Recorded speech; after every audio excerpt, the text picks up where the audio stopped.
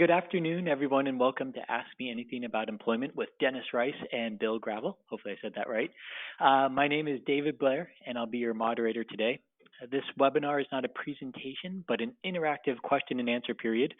For the next hour, Dennis and Bill will take any questions you have related to community engagement as a pathway to employment. Dennis co-founded Alternatives Unlimited in 1976, which is a nonprofit rehabilitation agency located in central Massachusetts and has served as its executive director since 1979. He led the steady growth of Alternatives from its original 3 programs to a comprehensive agency with more than 60 programs with a budget of $50 million. His expertise includes extensive work in the development and implementation of successful residential and employment services for adults with psychiatric or developmental disabilities. And Bill is the Director of Employment and Community Membership. Over the past 40 years, Bill has played a leading role in providing employment services for individuals with psychiatric and developmental disabilities at Alternatives Unlimited. His experiences over that time have included overseeing the transformation of sheltered work programs to supported employment programs in the community, directing a services for education and employment program, facilitating employment services within the community-based flexible support model, and developing employment resources within a clubhouse environment. Today's event is jointly funded by the National Institute on Disability, Independent Living, and Rehabilitation Research and the Center for Mental Health Services within the Substance Abuse and Mental Health Services Administration. The content of this webinar does not represent the views or policies of the funding agencies, and you should not assume endorsement by the federal government. During registration for the event, you were given the opportunity to submit a question in advance. Over the course of this webinar, we'll alternate between questions submitted in advance and the ones you have today. You may ask questions now by typing them into the chat box below. So welcome to the webinar, and I hope everyone enjoys the next hour. So welcome, Bill and Dennis. Thank you for taking your afternoon today. We're delighted to be here. Just quick orientation. One is that the Alternatives has been affiliated with the Center for Psych Rehab since actually 1980 and have worked with them around a number of projects. So we're really proud of that partnership. The second thing is that Alternatives in this last year has affiliated with the Bridge of Central Massachusetts, just for clarification purposes. And together, those 2 organizations have a DBA of Open Sky Community Services. I just wanted to sort of clarify sort of the names. And I am the sort of Executive Director Emeritus Senior Advisor, so I've sort of kicked me upstairs in semi-retirement, and Bill has just retired from Open Sky Alternatives. And so we're just 2 old guys here to answer some questions. That's fantastic. You know, before I start, could you tell me a little bit about the history of the organization, how it got to where it is now? Well, again, we started in 76, as you mentioned, and we started with 3 programs, and it was sort of the beginning of the whole deinstitutionalization process. Basically, the state had been sued in class action suits to improve the conditions of the institutions, but also as quickly as possible begin to fund community-based services. So we got in at the beginning of that in 76 and basically have sort of grown, having to do with sort of the funding and closing of the institutions here in Massachusetts. So that's sort of how we've grown. We started just with residential, but then moved into employment, where Bill has been very involved. And we do serve both populations of people with psychiatric disability, but also people with developmental disability. Well, thank you. So I'll turn to the first question then. Michelle asked, can you please explain how the C program works? And I think that's Services for Education and Employment. Yes. Okay, well, the C programs actually operated, I want to say, from 1997 to 2008, and there were about 25 of these programs throughout the state of Massachusetts. The different feature about them was, rather than just focus on employment, he says, there was education and employment. So it was kind of an exciting time, this new model, because we were really helping people realize other dreams of going to school as well as work. And in doing that, our program, we relocated from this Whitensville facility, and we actually got a downtown storefront building, downtown Milford. So we're right in the heart of the community. It was very mainstream. And just the idea of helping people, again, return to college, realizing that dream, in addition to doing some competitive employment, took hold. And we ran that for around 11 years, and then the state funding dried up, and those programs all closed throughout the state in 2008, and then we got kind of folded into the next model, the CBFS model. So very successful model. We did a lot of collaborating with Mass Rehab also, getting people employment, and our program had about 40 people we served on a regular basis. We also had relationships with a number of the community colleges in the area, so that was also very beneficial in helping people be supported in their education. And that program in particular, with the employment programs, helped us really start to do some of the more detailed community connecting with partners in the community. So we developed some good relationships with folks that we still have relationships with, and that led us down this path of really focusing on more of the engaging people in the community in the process. You know, if the program is over, if you were to restart that program, you know, what would you do the same? What would you do differently? What would it look like these days? There were a lot of good things about it. I mean, I think, again, as we built more momentum, we saw the more we got the community involved. So I think we would be more proactive on a lot of fronts with that. We would really make it truly engaging. Like we used to have this way of thinking that unless we're working with somebody from the community, it's incomplete. So it wasn't just staff helping somebody get a job, it was staff and partnering with people in the community. So I think as we got more into that, I think we would really accelerate that way of thinking and do a lot more interacting with the community. But it took us a little while because it was a brand new program, new model. So those first few years was really, we had to change away from the people we served for reliance on like subcontract work and more sheltered work. And for them, it was a big change of going out into more competitive type work situations. So there was a few years of transitioning people and then growing more and more with the community connecting aspects. Sure. Danny in the room asks for Dennis or Bill, how much does the Rehabilitation Services Administration interact with the Workforce Innovation and Opportunity? Is that something you guys know anything about? I have no idea. I'm unfamiliar with the RSA. Yeah, if you're not familiar, it's fine. I wasn't sure if you'd know. He has a second question, so we can go on to that one.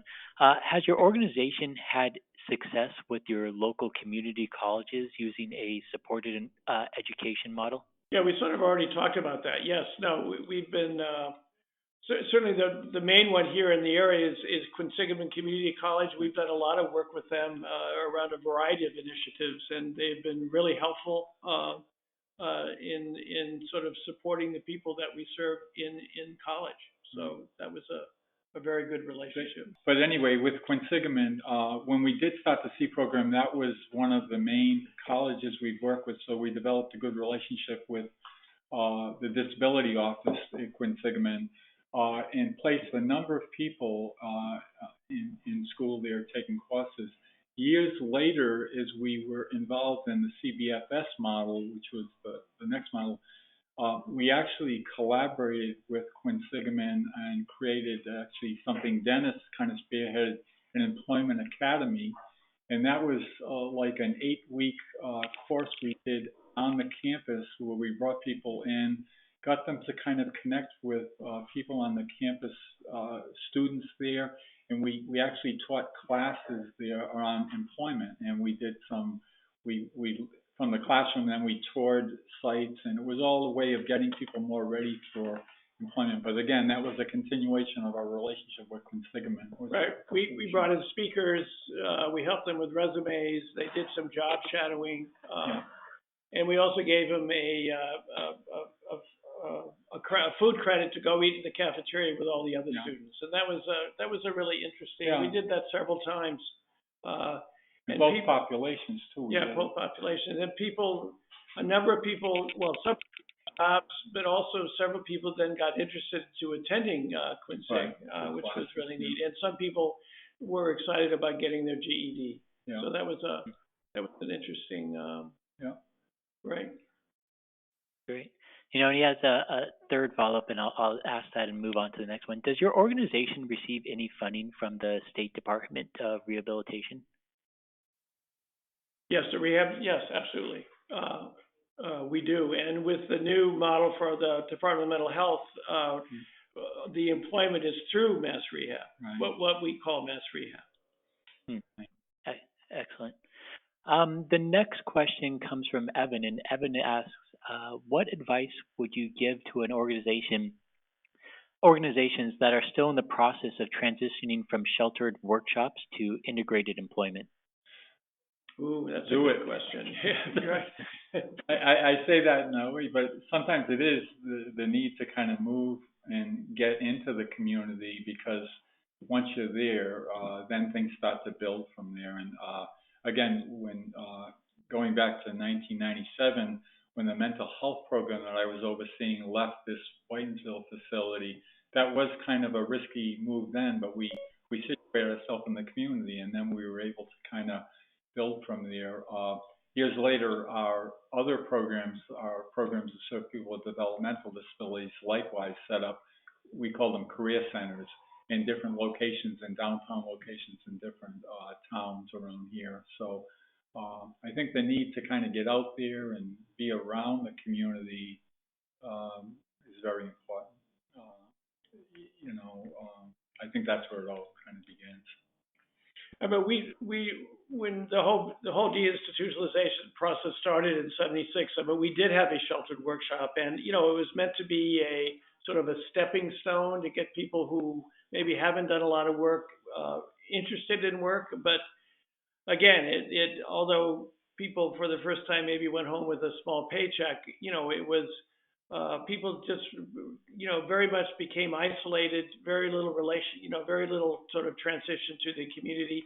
Not only did the people served get sort of institutional or reinstitutionalized, sort of in our wisdom, we took people out of an institution and put them back in an institution.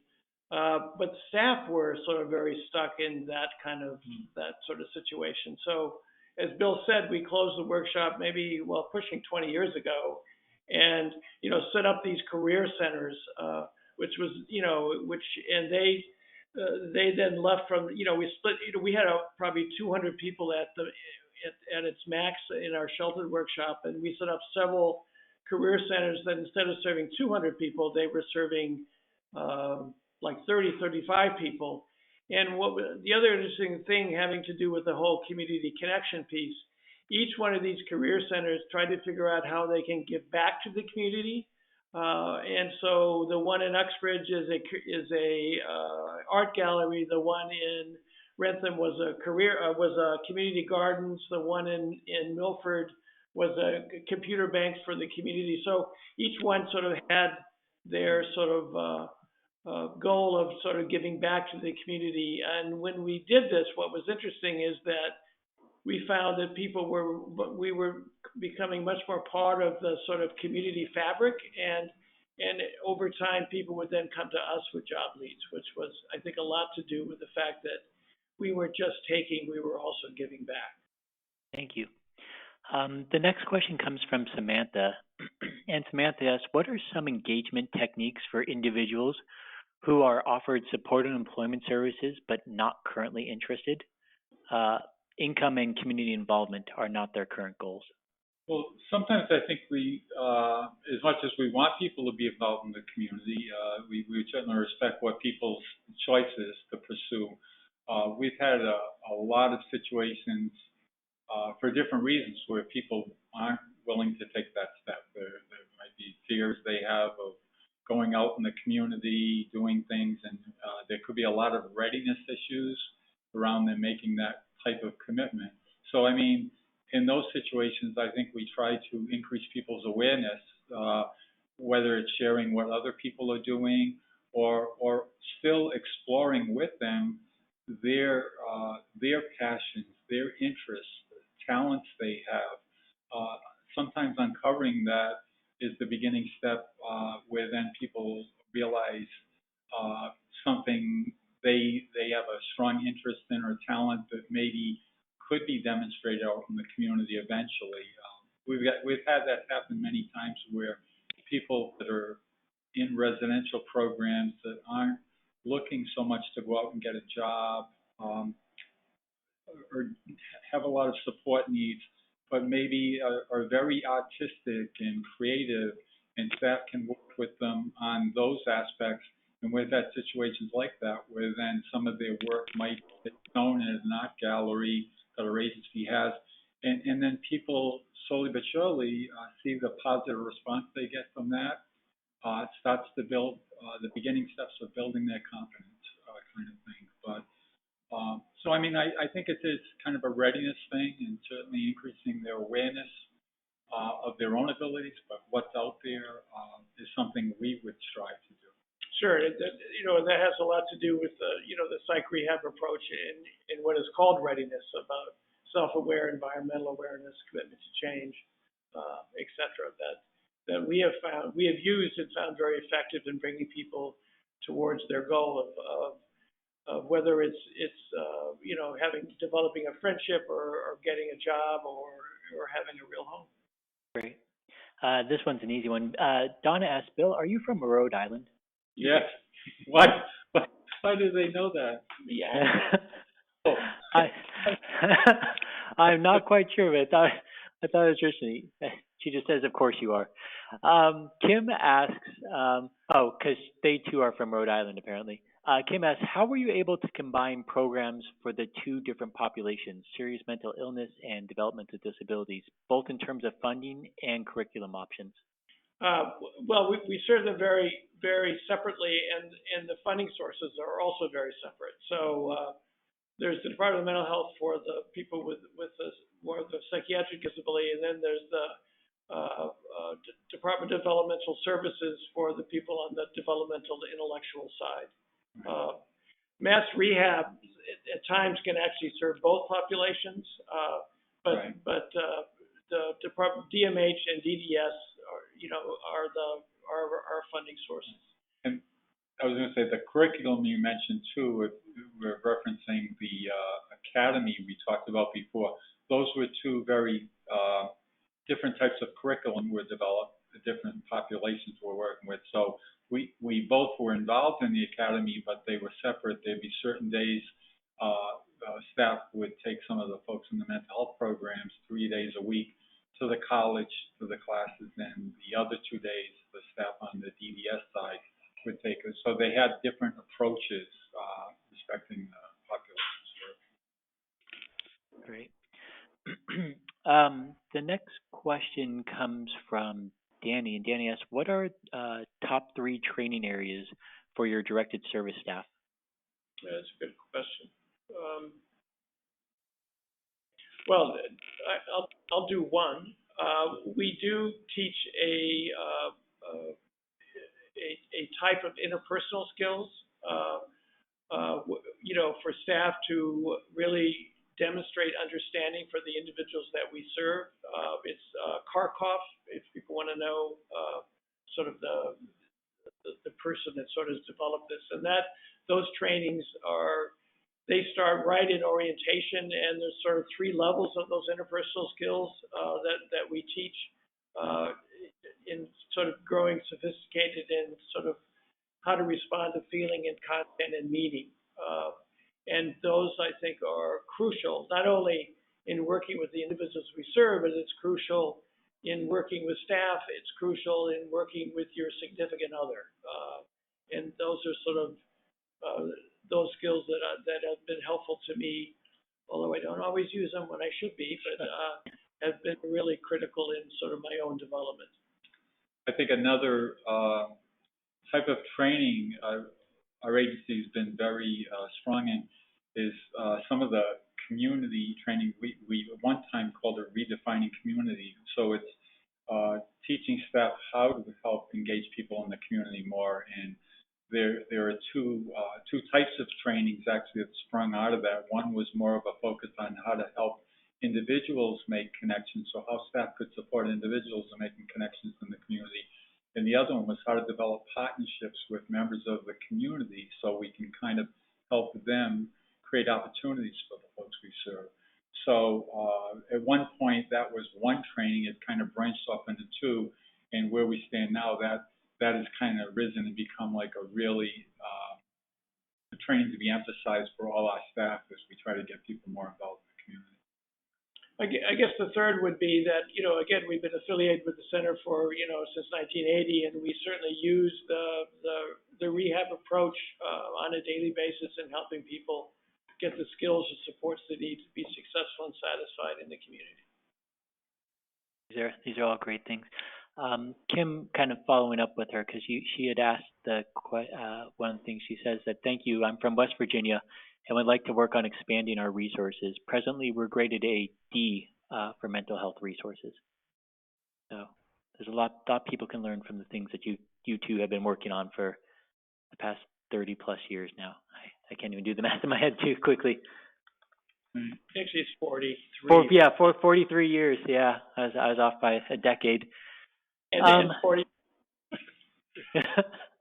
Well, we'll skip that decade for your age at least. The next question is,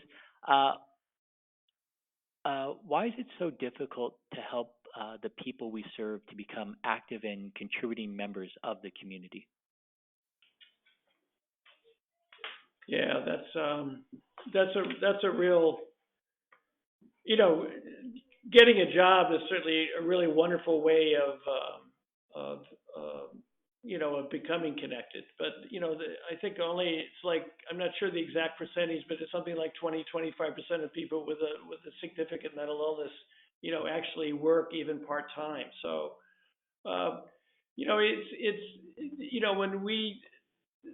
I might ramble a bit here, for the first, 20 years that Alternatives operated, we were, very proud of the work we're doing. We were very sort of dedicated to putting our efforts internally in helping the people, but we serve, get out of the institutions, etc. And although we always preach community inclusion, when we took a hard look at ourselves, that the people that we serve, as you just said, they were pretty isolated, almost living like in a whole other sort of parallel world, feeling unwelcome. And when we looked at Alternatives itself, that our energies were going inward, only asking outward for money. And then when we looked at the community itself, more and more, and Robert Putnam talks a lot about this, more and more the community itself were becoming isolated in that like people don't know their neighbors anymore. So the jobs, the homes, and the relationships that we want for the people we serve so they would be connected are in the community. So, when we looked at ourselves, we realized that we were much more of a bonding organization, and there's nothing wrong with the bonding organization, but basically it's our energies inward to sort of reinforce our identity for the private good. And what we needed to become, and which we've worked really hard on, is much more of a bridging organization where our energy is going outward to sort of collaborate and sort of work with those community assets for the public good. And certainly bridging is harder than bonding, because bonding are people that you already know and are alike. But bridging, I think, is more important if you're going to, connect with the community to help the people we serve connect. I mean, if we're not connected, how can the people we serve be connected? So we've spent a lot of time and effort in a number of initiatives that are much more bridging and connecting. And as we do that, we are helping the individuals. So for example, we encourage staff to make community connections and then use those connections to help the person that they're working with to become connected. And we also have this technology that Bill just talked about on helping the individual person get connected to a club or an association, or developing these community partnerships and working on sort of around a community interest or need.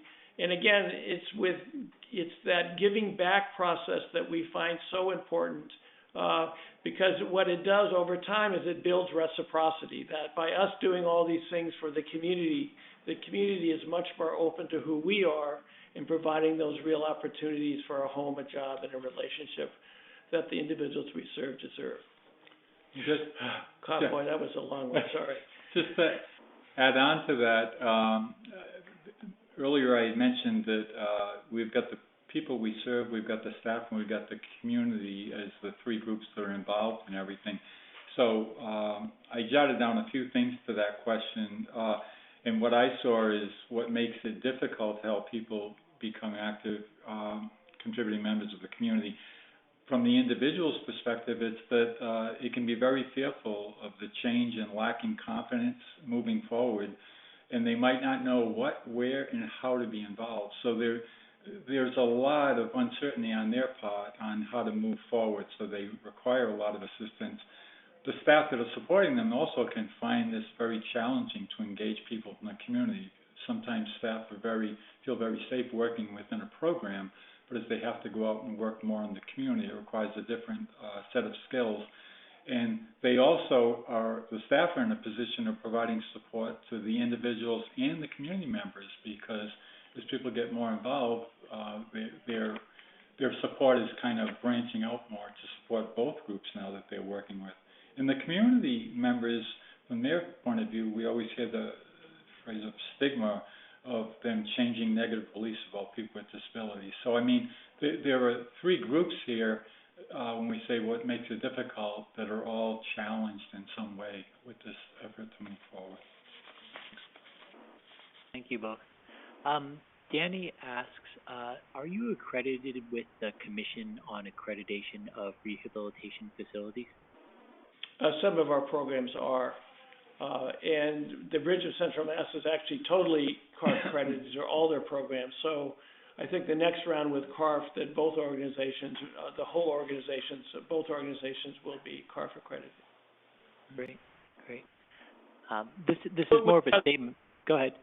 Just to say something about CARF. I mean, I think the first time we were accredited with CARF was like maybe 83 or 85, somewhere in there. And CARF has been really helpful in sort of developing the infrastructure of our organization and setting up sort of accountable systems. So I think it's worthwhile for people to take a hard look at CARF and whether they want to be accredited or not. Can I ask a follow-up to that? Is how has the accreditation changed since the 80s? You know, what's different now? Is it the same basic principles, or what's the value that it brings to you? I think it's the same basic principles. I mean, they have the sort of the administration side, the program side, and then looking at the individual. I mean, I think they've sort of expanded and changed sort of as program models develop. They too have developed in accrediting those models. Like when we started out, there wasn't supported employment, and now they will look at supported employment or shared living. There wasn't anything called shared living, and now I think they accredit shared living or a version of that. Great. This one's more of a statement. Curtis, and someone else has a question following, so I'll read both together here. Try to merge things for you. We have integrated Robert Karkus. I don't know the last name well. The art of helping with our staff training for many years and find it to be very impactful approach. In addition to other approaches, for example, motivational interviewing, these integrate very well with the psychiatric rehabilitation model we use. And then Evan writes, does the Karkus translate well to working with individuals with IDD, or are there other curriculum resources you can recommend for training staff to integrate individuals with IDD into the community? Well, we certainly do some computer stuff and talking that way through computers, which have been helpful. But no, I think Karkoff works well. Even people that are nonverbal, many of them can understand, although they can't speak. So the idea of responding to feeling and content to someone who is upset that you're feeling angry because whatever, I think can be very helpful in confirming the person's feeling, even though they can't necessarily talk back to you. So we have used that very much. Tarek asks, what ways does your organization, or what ways do your organizations support and advise high-functioning persons with mental illness who work part-time, volunteer, live codependently, and receive government support, break free into professional and competitive work to be self-reliant, live independently, and develop and or maintain meaningful relationships? That's a long question. If I can reread it for you if you need. You mean to become the perfect human being? Yes, we all strive for that. So, I mean, I think it's just part of the process. Right. I mean, I think it doesn't end when people, let's say, people get jobs.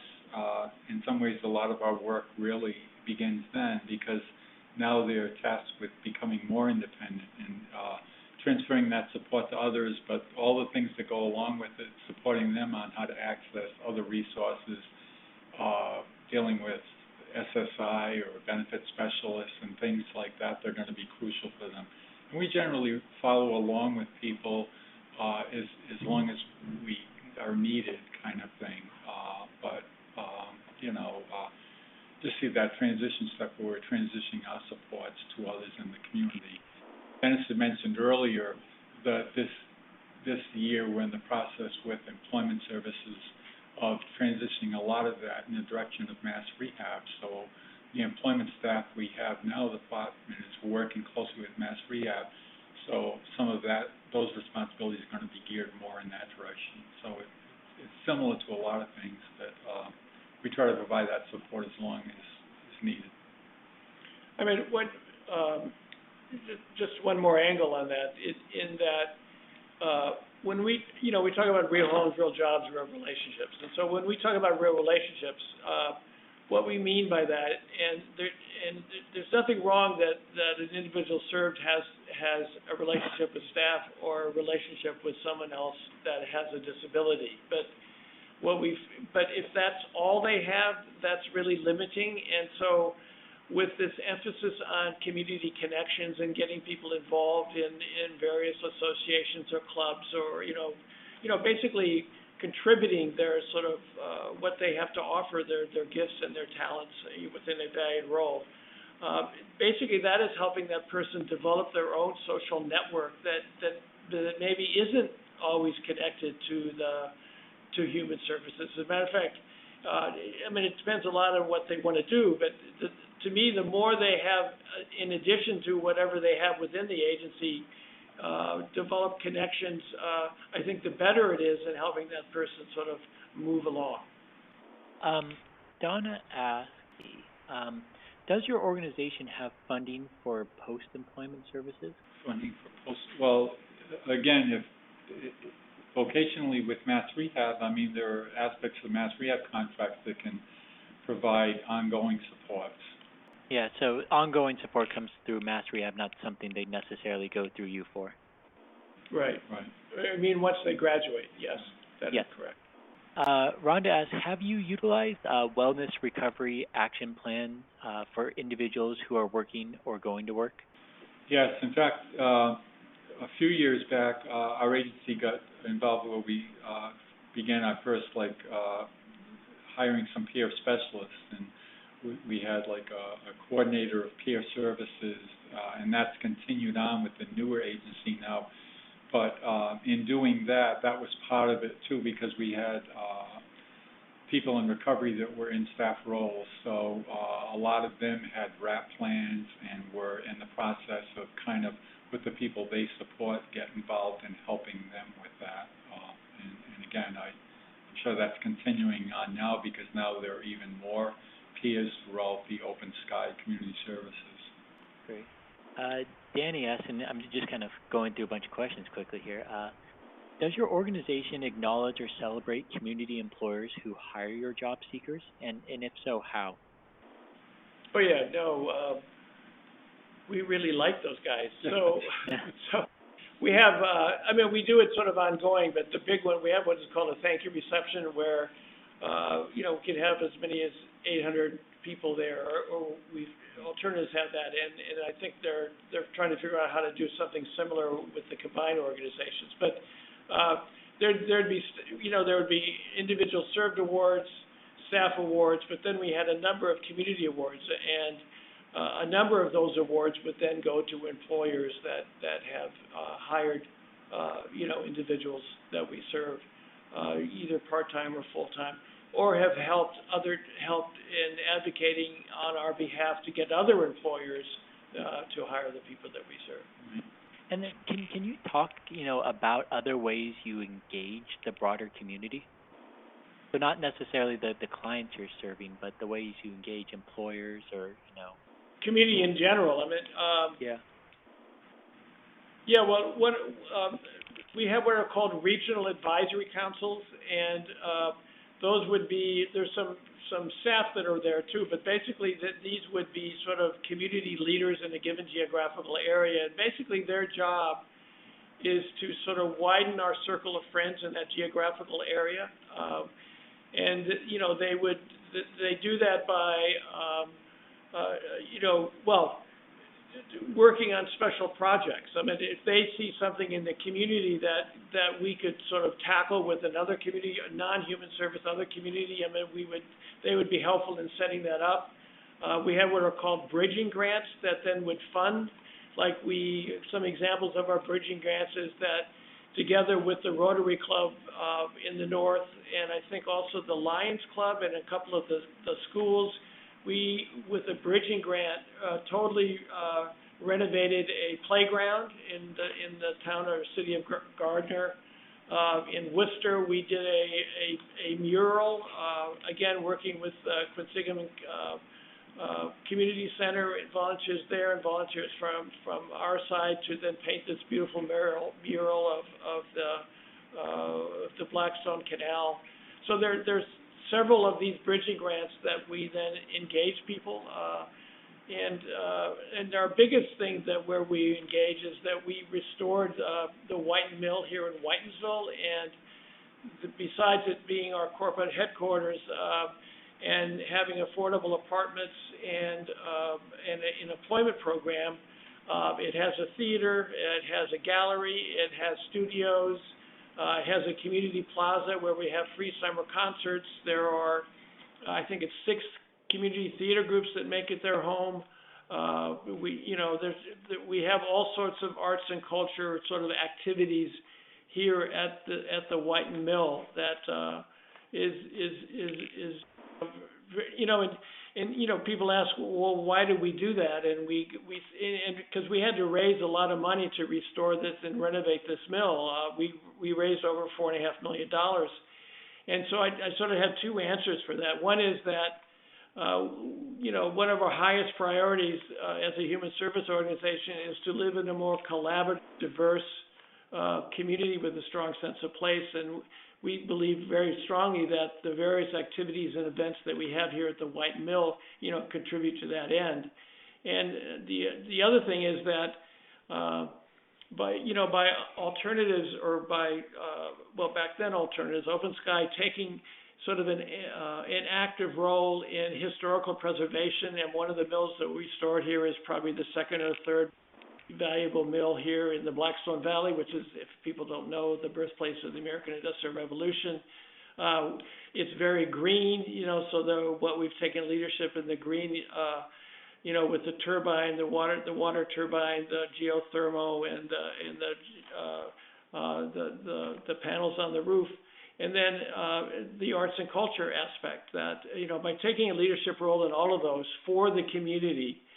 To me, the community is much more open to who we are and helping us with those opportunities to get a home, to get a job, and to get a relationship for the people we serve.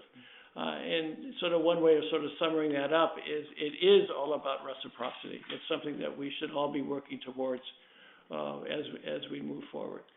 And we have, years ago, Alternatives developed curriculum on this, as I mentioned before, like a twofold approach of helping individuals, but make their way into the community. But the second training was referred to as creating community partnerships, and I'm just reading off here. There are 4 in that process. There are 4 main steps we take that have several parts to them.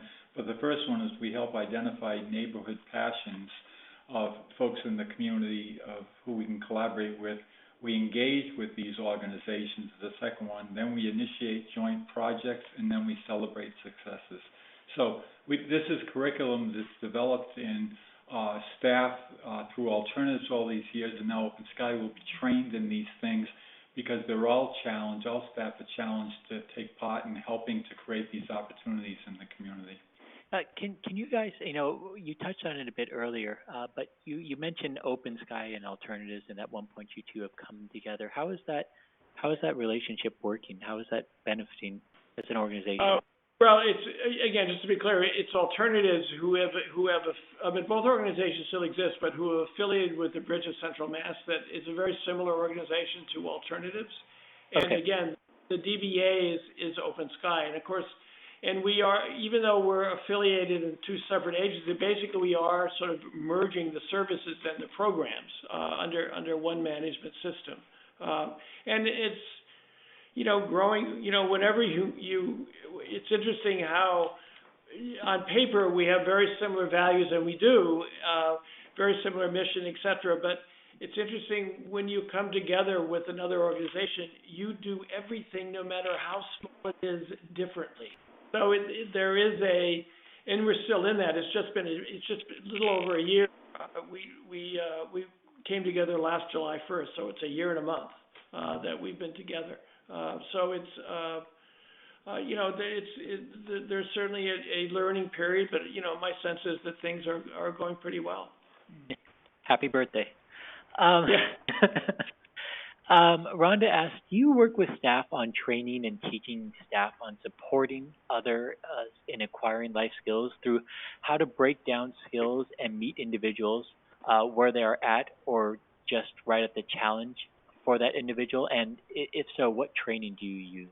Well, it made me think when you were describing that of our direct skills teaching trainings we've had that we got from our early years working with Boston University on helping people break down skills into manageable steps and then routing them together.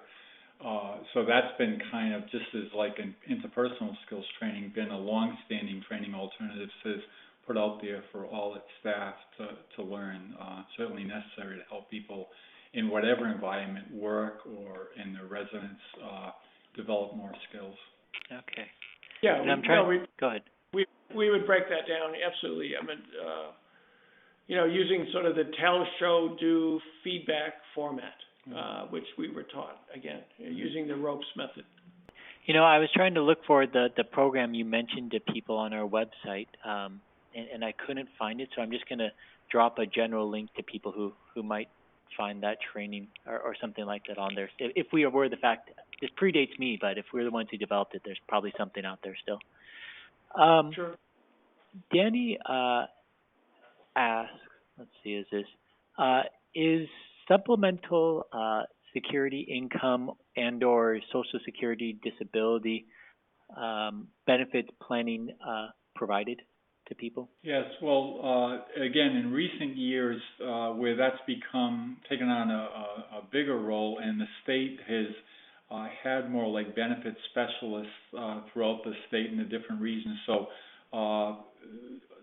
we have employment staff are instructed certainly to work with benefit specialists in each area to kind of help them track throughout their employment journey where they're at and how it's going to affect them, how to report wages. So that's kind of one of the first steps when we start working with people on employment, that we kind of make a connection with the benefit specialists in the area. And we have them in each of the areas, the Worcester area, up in the Fitchburg area, and down in the Milford area where we operate.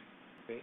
So the next question is, how can participation in community life lead to successful employment? Well, I think what comes to mind to me is, certainly as people get out there and experience more, spend more time with people, maybe demonstrate some talents or gifts they have, it certainly affects their confidence and their ability, how they feel about themselves.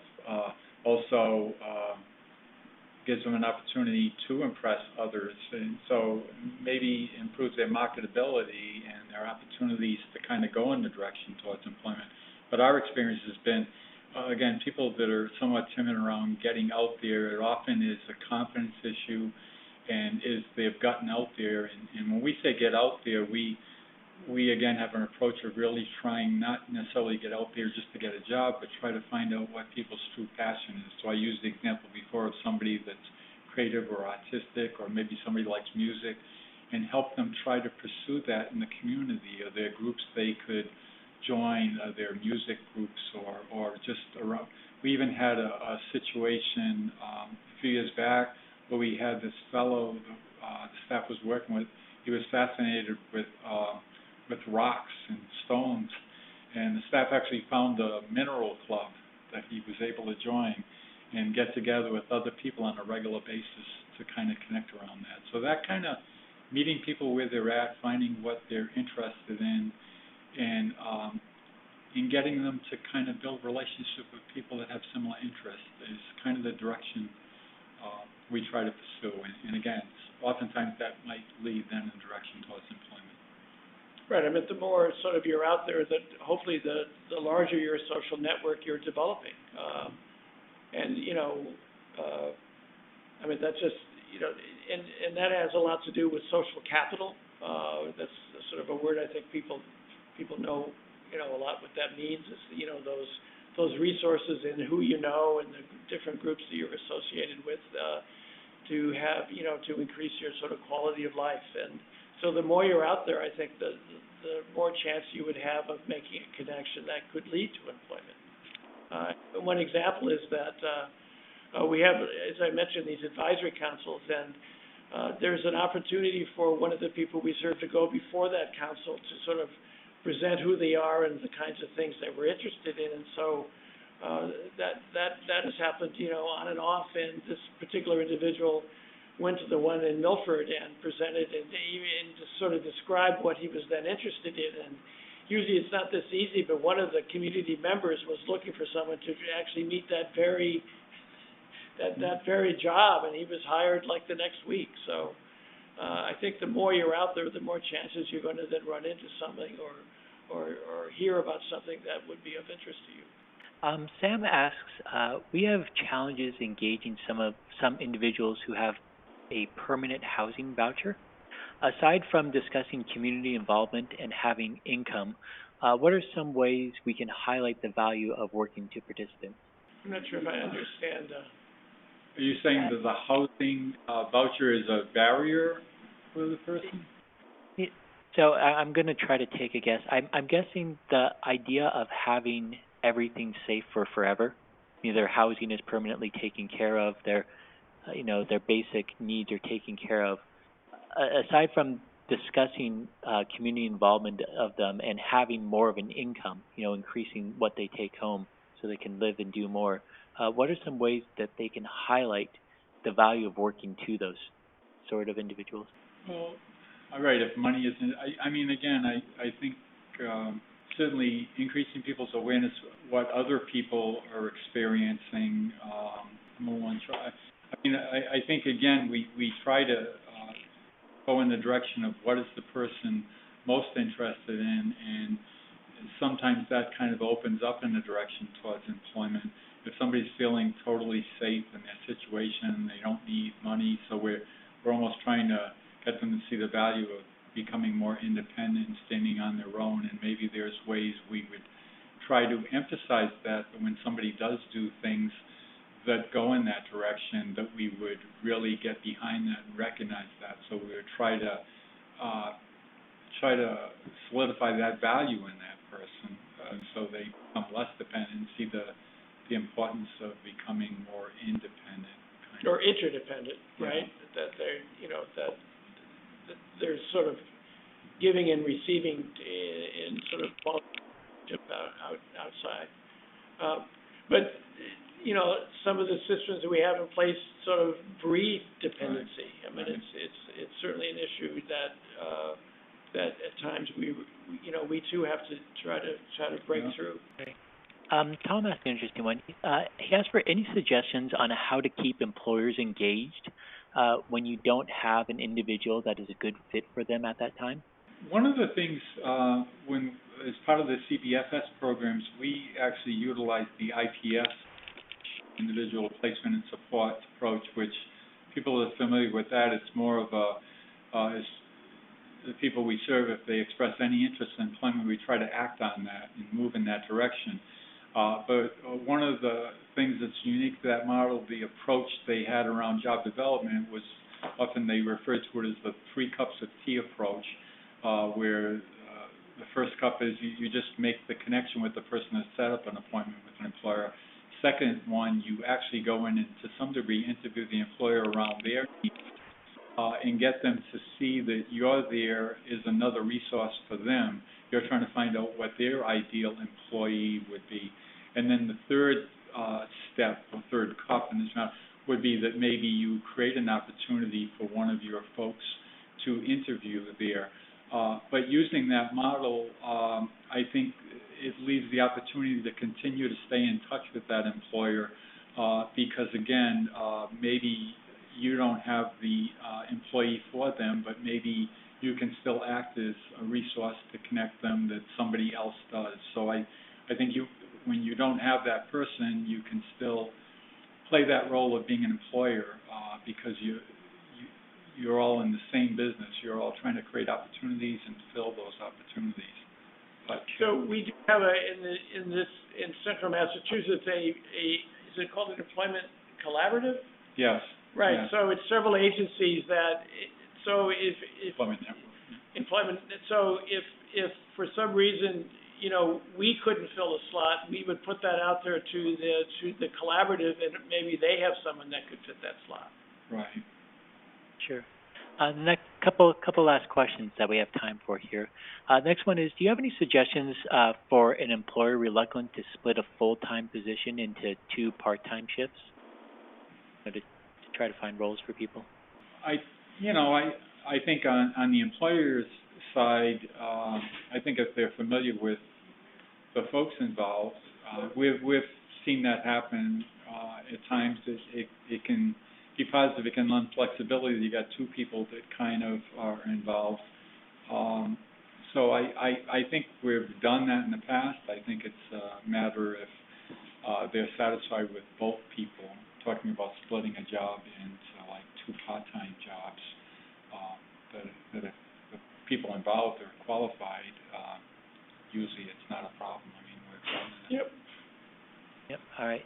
Next one up is Janet asks, even with work incentive planning and assistance, we still have a problem getting people to try to get back to work.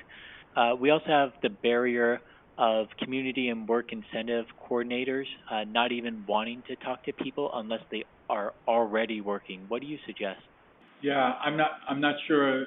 It's a little different than what our experience been, but I sense maybe it's a numbers game. That if we did have some points when we had less benefit specialists, so they would tend to only prioritize people at certain stages. So it sounds like it's a bigger system issue about how many resources are available to kind of help people. We did, when that did occur, when we had less, I want to say 5 years ago, when we had less of these benefit specialists, the UMass Medical Group that has a Work Without Limits department, they put on some trainings with the Department of Mental Health. So the idea was to train some of our existing staff to become pretty skilled around benefit specialists. So they wouldn't be the total person, but they could be an extension of that. So that probably is the closest we've come to around feeling the struggle with that and what was done about that. And we did send staff, it was almost like a boot camp where they would send staff to like 3 intense days of learning a lot. In fact, they still offer that around here. So they train staff up to become very knowledgeable about benefits so they can help to whatever degree they can and maybe offset some of the overload on the benefit specialists. Sure. And then the final question we have today is, how do you increase the reciprocity of community members to provide real opportunities? Well, it's, I mean, again, it takes two to have reciprocity, and so in a number of our initiatives, where we then say renovate a playground or put up a mural or repair the railings of a community's library, always working with people from Open Sky Alternatives, but also working with their volunteers. And we do that in little ways, and we do that in larger ways, like the White Mill and all that it gives back to the community. By us giving back, we have seen how then communities are more open to who we are, and will consider giving back to us. And if I have a choice of them writing a check for $50 or providing a job or willing to volunteer at alternatives, I'll take the job and volunteer every time. Well, thank you, Dennis, and thank you very much for your time, Bill, as well, for answering everyone's questions today, and for everyone who joined us. It was really quite informative. I appreciate it. The next Ask Me Anything for everyone in attendance session is coming soon, and you should receive an announcement by email in the weeks ahead. In the next few days, you should also get a survey about your experience today. We'd love to get any feedback you have about today's event. So thank you again, and we look forward to having you join us in the future. Thank you, Dennis and Bill. Thanks, I really appreciate it, guys. Okay. Thanks. Take care. Bye now.